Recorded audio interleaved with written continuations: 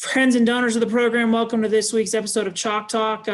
My name is Nico Blankenship. I'm joined again today by head men's soccer coach Jamie Franks. Jamie, how are you doing?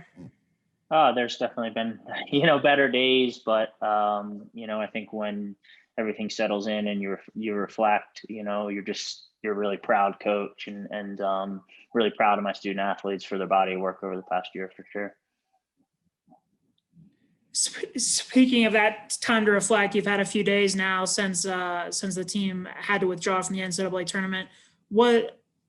How that you've had that time to reflect, what are some of the things that have come to mind? Oh, just that it's not fair. I think unfortunately for 18 and 23-year-olds, they learned a tough lesson. That life's not fair, it was out of everybody's control. This virus is so unpredictable, and everybody, Denver Health and the University of Denver are doing what they think is best, for our health and safety. And so, when you really take a step back, it's unfair. And from my vantage point, to watch these guys be so selfless, be so focused, be so accountable, be so disciplined throughout the whole year, to have the virus take hold on our team, in the last 3 weeks after not really having a positive case throughout the whole year. It's unlucky. It's unfortunate. I feel sad. I feel really sad for the guys because I watched how hard they worked. I was the one that was firsthand witnessing how selfless they were, how accountable they were, how they were doing all the right things off the field, in the classroom, even on the field, and they just kind of got better every game. Besides those oral games where I thought we played pretty well, but we just, we're missing that last piece, to have 80% of the ball in those games and then kind of like think that your season's over by dropping those points, and to just watch the way that they kind of grind it through each day. I'm just sad. There's so much hard work and effort for the guys. And I think they have to learn a tough lesson that we're entitled to nothing. And we've been to the NCAA tournament 7 of the past 8 years, but that's remarkable. Not many programs in the whole country have done that. And so it's just making sure that we don't take anything for granted. I think really when you sit back and you reflect about, the year and just all the hardships that people have had, and all the complexities with this, all the uncertainties, for our guys to have an opportunity just to practice again, like the first practice that we had back in August, like that feeling was something that I hadn't felt. It was like this renewed glow and love and passion for being around each other, for being in competition.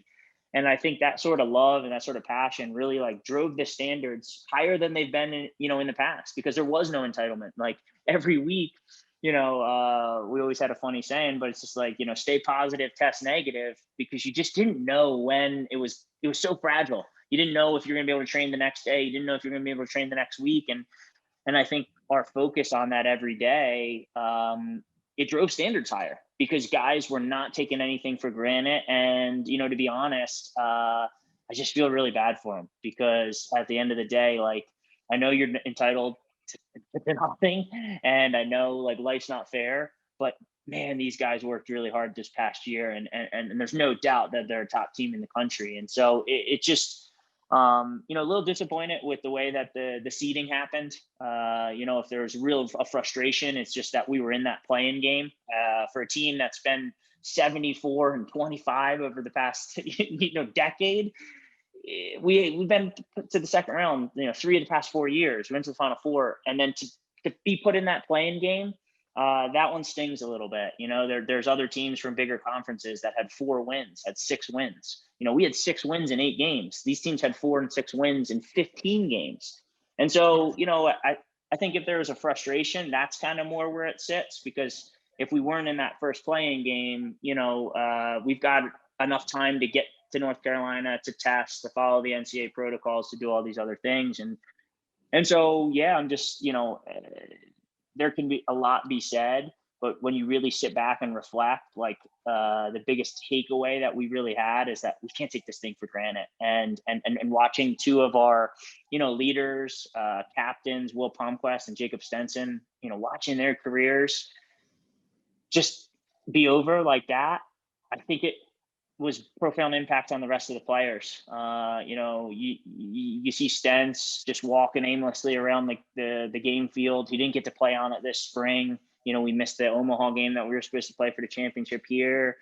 I think it kind of refocused the guys. And, the toughest meeting that I had to do was the one where I told them that we weren't going to be able to accept the bid. The next morning we had a team meeting and they're already talking about like, what's tomorrow going to look like? What's May going to look like?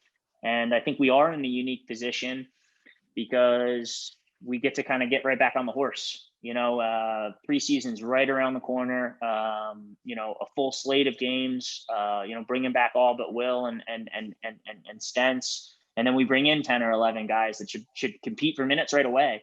And so from top to bottom, these will easily be the best, the best group we've had. But what they do as leaders when nobody's watching, when the staff's not there, that's going to really kind of determine what their, outcome in the fall will look like. And so, just reflecting over the past year, it's just like extreme gratitude for what we do, for being around each other.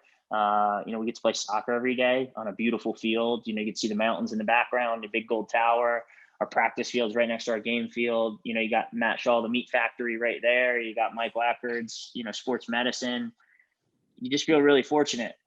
And with that said, you just want to make sure that you don't waste any more time because, a student athlete's experience here, it goes by so quick. And I think sometimes when bad moments happen, a lot of people want to like make excuses, blame other people, play victim. And I think sometimes too often when that happens, you miss too many days, as opposed to focusing on what you can control. And so our guys learned a tough lesson this year. I wish they didn't have to learn that lesson, but I got a weird feeling that, come next November, come next December, hopefully when we won a national championship, there's a lot of fuel that was burned, from this, and guys are hurt. Guys are hurt right now, and we're just trying to make sure that their focus is in the right areas on the things that they can control. So really excited about the future of the team. Really proud of the work of the current team. Will, Stents, those guys, like your job is to leave it better than the day that you found it. Leave it better than, the year that you found it. And so for those guys to come in, on our Final Four run, and then to watch them kind of get the program, not only back on the right track, but we're figuring out a little bit more of like what does success look like as a student athlete here, not just on the field, but in the classroom, in the community. And I think that those guys, the demands that they have on each other, the standards that they have on each other, they forever change the program. And I think, you can grade like an older player's,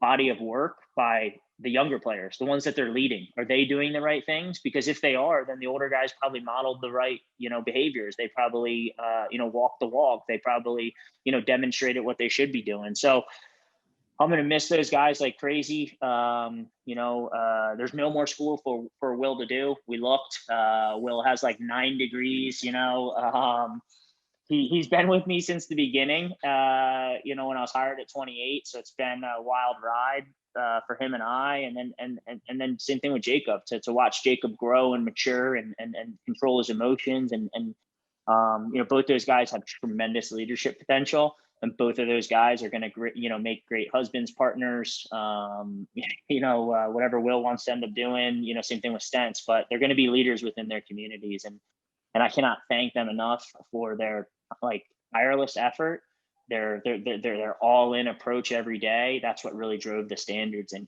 got us to the point that we're at now. And so I think we didn't get to honor them. Most of the time you get to honor your seniors with senior night, with fighting for them in the last game. And we didn't get to do that. And I think the feeling that I got in that meeting the very next day was like, we're going to honor them with their work, this next year. And so, I hate saying goodbye to players. It's tough. It always ends too soon, but this one just seemed like it ended really soon and really abrupt. And so, I want to make sure that those guys get the shout out that they deserve. I want to take a deeper dive into something you talked about, the Oral Roberts series. Like you said, you guys played really well. The results just weren't there. A lesser team could have looked at the schedule and said, no conference tournament. We're 2-2. Is Oral Roberts really going to drop 6 points? Is our season over? Are we already looking for next year? But I think it's a tremendous testament to your guys, how they responded from that with a couple sweeps on the road after that. Just kind of talk about the mentality of the group following that loss. Yeah, I think, one of our values is grit. And I think as time goes on, it's a buzzword that a lot of people use, and they often say that it can be tied to resilience. And my argument and the way that we're trying to frame what grit is different than resiliency, right? Anybody can get up on a one-off. Anybody can kind of bounce back after like one mistake, and that's more resiliency. For us, grit is more of a persistence. It's a passion. It's a purpose to what we do. And I just thought that the guys never lost their purpose. And because they didn't lose their purpose, they had direction of what they were doing every day. And, they had belief. They had belief in each other. After that second Oral Roberts game, right, like I've been on the other side of that where you steal a game, that you probably don't deserve to win. But after that game, I made our guys stand there and just listen to what Oral, their celebrations, as if they had won a World Cup. Now, I understand they haven't beat us in 10, 11 times, up until last season. And so they were really excited, but it was the fourth game of the season. And to watch them celebrate on our field and to make sure that our guys knew the challenge that they were in front of, and just how bad it burned, they took it and they definitely got better and grew from that moment. So I was proud of them. With just that next Monday, they just kind of got back to work. And you could tell that, a couple bad results here or there wasn't going to change, their body of work every day. I want to talk about the two seniors individually. I know you touched on them a little bit as a collective, but talk a little bit about Jacob Stensson first. I think the biggest thing I'm going to take away was a quote from you earlier this year where you had to yell at Liam to tell Liam to remind Jacob that he was playing outside back. Just talk about Jacob as a whole, as far as how versatile he was for your program over the 4 years here. Yeah, I think he's the one that really changed the season, playing him as natural right back position and then bumping him up a line, in these last 4 or 5 games. He was kind of the catalyst to the whole thing. Where I saw his biggest improvements was, I think as you come in as a 20-year-old, Swedish freshman, that's very different than an 18-year-old high school American. Just from a perspective standpoint, from a politics standpoint, just from traveling, all these other things. And so I think as he got older, he learned how to teach more. And I think when he was younger, he let his emotions get the best of him. And so where I saw his biggest growth was he was able to impact more people as time went on, because he didn't let his emotions get the best of him. And he really kind of took his perspective and tried to help others, kind of see this other thing. And but I think, most of all, I still don't know what he was ever cursing in Swedish. I probably won't. It's just better that way. But, I'll just miss that.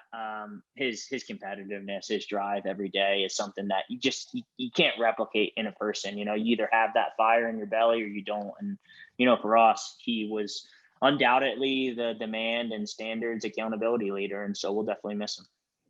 This is not saying that Jacob wasn't, but Will, the first thing I'll think of is the ultimate student athlete. Definitely was very well rounded in that regard. And as a leader, just talk about what his voice in that goal for you guys has meant over the last 4 or 5 years. Yeah, I think Will, you hit it right on the head. Like, how do you have this student athlete experience, right? How do you make sure that your energy and your time is being like well placed in all three? Because if it's too heavy in soccer, then, then you're not going to get results academically, or then you're going to push the community to the side. And so how do you balance all three of those? As a young 18, 19-year-old guy, Will knew that his heart is as big as anybody's I've ever met. But I think he's starting to figure out, like, how do you really make an impact, and how do you really become effective as a leader? And I think as his time went on, just from a bystander of watching games, you could tell that his confidence grew with the way that he talked to people. And I think even from the way that he communicated a year ago to the way he did now, was much more mature, much more even keeled, much more temperament, just in the sense that he knew what the right things to say were in the past, but maybe the delivery was wrong. And I think, when you have somebody that has as big of a heart as he does, and a big academic guy too, his brain, it's like, how do you use that for good? And how do you make sure that you're, maximizing your days? And man, there's so many funny stories of him as a freshman and a sophomore. And, he's the one guy that kind of made it all the way through his class. And so to watch his grit, to watch his integrity, to watch his form of excellence grow every day, he literally got better every day.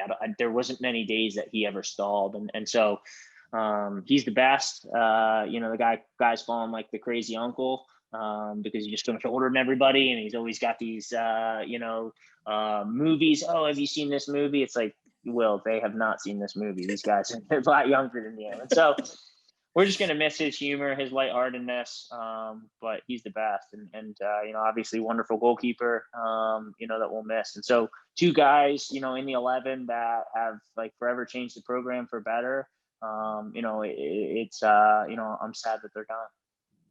You talked a little bit about the sacrifice that that the student athletes gave to even be able to get into this position this year. Talk a little bit about the other people surrounding the program that have made an impact on this year. Yeah, I mean, first and foremost, you have to thank your admin. The chancellor, Carlton, Stu. Their job is to put us in positions, to host a student athlete experience, to learn from that student athlete experience, from that experience itself. It wasn't just smooth sailing for the past year, right? There was a lot of things that had moving parts, and the moments where it's hard, the moments where there was adversity, moments where there was uncertainty, that's when true colors show up. And so, Chancellor, Carlton, and Stu, their leadership really helped us kind of set the platform and set the environment then for these guys to learn and to grow and to develop and do all these things. And I bothered all three of them enough this year, but I sincerely thank them. Neeks, to you and your team, being cut short, still being able to broadcast us, to brand us, to market us. It's awesome, man. And for not having a vantage point to film, on Diane Wen, to making that work, to letting our alumni, to letting our fans, there's a lot of work behind the scenes that, nobody knows what you do, and your team. And so thanks. Equipment, Nikki, RP, they stepped up. They're not in the equipment department. And to see them always be helping us and trying to problem solve with us. I know there was a lot of time and energy you get put into that. Allie, all your scheduling, I bothered her the most probably, with late night emails or early texts. There's just so many things that go on when all 17 teams are competing at the same time. And so, Allie was always patient. I shouldn't say always, was mostly patient with us. And she always put the student athletes in a good spot. And then, the grounds crew, Doug, Paul, Todd, Chuck, moving lines for us, getting snow cleared off, making sure the game field's ready. They're the best in the country. And our guys are are super appreciative of them, and our relationship with those guys means a lot to me because they take care of us in such ways that people can't even they don't see on a daily basis. When we're able to train at 8:30 and it snowed the night before, like those guys are getting up at 4 a.m. to make sure that field's clear. And so that it would just never happen. It would never happen with all those people that I just mentioned. So I'm super grateful for that.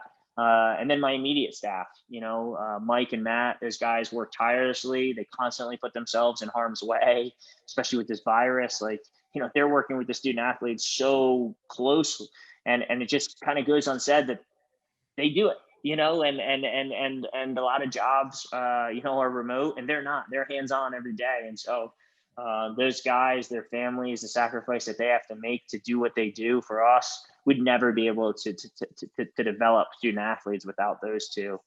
And then my immediate staff, Jose, Brad, and Z, all new in the past year, but all share one key component to our teaching is just that we develop people. We believe in the development of people, and so when these tough moments come in, or the great moments, we're there to share with the guys, and all three of them have made tremendous impact in the program right away, mostly with the relationships that they have with the student athletes. But I just really couldn't do it without the whole staff. And it says, it takes a village, to raise a man, and that's what the University of Denver is. We're a big community that is trying to, put an experience together for these guys. And in a worldwide pandemic, to be able to watch these guys grow the way that they have, as people first, it's been awesome. It's been really, really rewarding. And my encouragement to them is like, well, we did some unorthodox things that really got results this year. And so let's make sure that as we kind of get back to normal, that we're not like bypassing or overlooking some of these really, really basic things that we did as individuals to make sure that we are at our best every day. So support staff, it's just, everybody that's been around knows this, that you just can't do the job without them. So thank you. I want to end with this. You mentioned fans and alumni support. Obviously, not a lot of fans in the stadiums this year, especially when you're on Diane Wen. It was great to have the parents involved, especially that last week. But talk a little bit about the support that you received virtually from the alumni base that we've all become so fond of here over the last few years. Yeah, I think there's a change in the past, this will be my 10th year. I'll be in there for 9 or 10 years here at Denver. And the change that I've seen from all the alumni is just their engagement in the program. I think that they're very prideful, as they should be, because everybody's laid bricks down to kind of continue to build it, right? And without like that initial foundation, there'd be no way that we'd be able to continue to build on top of what we've been doing.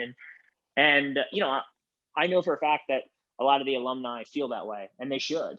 There's been a lot of hard work to get the program to 7 of 8, NCAA tournaments. Like, it wasn't too long ago that they were, that we were just happy to be in the tournament. Now we have goals to win it every year. And so those guys, I still don't know how Michael Perry ended up in the stands at UMKC. I don't know if it was illegal, but somehow he got in.